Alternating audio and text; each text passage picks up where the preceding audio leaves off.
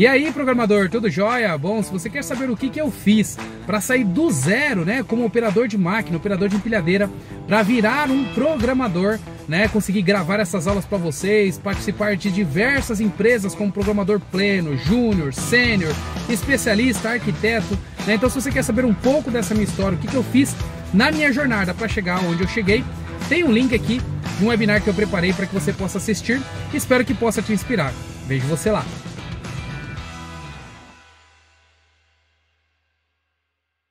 Beleza. O que é um container? Pessoal, Docker, tá? Docker é uma empresa, tá? A princípio, assim, só para desmistificar algumas coisas, tá? Pessoal, o que é um container? Tá? E qual a diferença dele para as máquinas virtuais?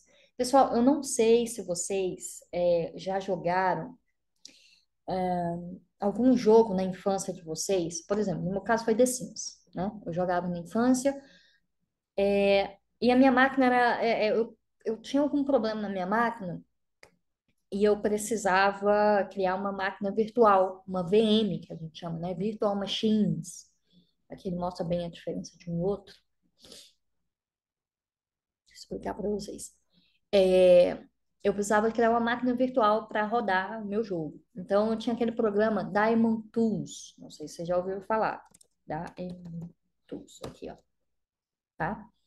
É, ele é um programa que cria máquinas virtuais na sua máquina, tá? Ou seja, o que é criar uma máquina virtual na minha máquina? Por exemplo, no meu sistema aqui agora é um Mac, mas se eu quisesse um Linux, era só eu criar uma máquina virtual, tá?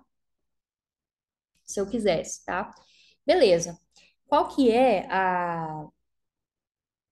o lance das máquinas virtuais? Você tem ali algo que a gente chama de hypervisor, que é uma camada ali, tá? Que justamente ela pega o seu hardware e aí ela vai criando unidades lógicas ali, tá? Falando bem bem abstralmente. Nem sei se essa palavra existe. Beleza. Então, na realidade, pessoal, vocês têm as máquinas virtuais, elas existem até hoje, tá? Mas tem uma solução mais robusta e que usa menos recursos da sua máquina, vamos dizer assim, sua máquina hospedeira, do seu computador aí, do que as máquinas virtuais, que são os containers, tá? Por isso que é importante saber a diferença de máquina virtual para container, tá? Pessoal, o container, ele vai criar um processo isolado da sua máquina, tá? Ou seja, qual a diferença de novo? Eu tenho uma minha aplicação ali, eu tenho um jogo, tá? No caso, vamos imaginar que essa aplicação é um sistema operacional, tá? Pode ser uma aplicação, um jogo, sistema operacional. No nosso caso, eu quero instalar o Linux na minha máquina, tá? Se você já tiver o Linux, pensa assim, você quer o Windows na sua máquina, ou qualquer outro sistema, enfim. Você tem o Linux, eu quero instalar o Linux. E aí eu crio uma separação lógica dentro da minha máquina. E aí eu designo, por exemplo, 200 GB máximo para essa máquina. Então você designa tudo direitinho que essa máquina vai usar, né? Esse Linux, esse sistema operacional vai usar. Você está mexendo no seu computador, você está colocando um novo sistema operacional numa unidade lógica, você está separando quanto de recurso da sua máquina hospedeira, né? Você quer que esse Linux, né? Essa máquina virtual use, tá? Não essa máquina virtual, essa unidade lógica ali, o seu sisteminha que você quer colocar junto da sua máquina, use. Ou seja, você tem alguns probleminhas nessa mecânica.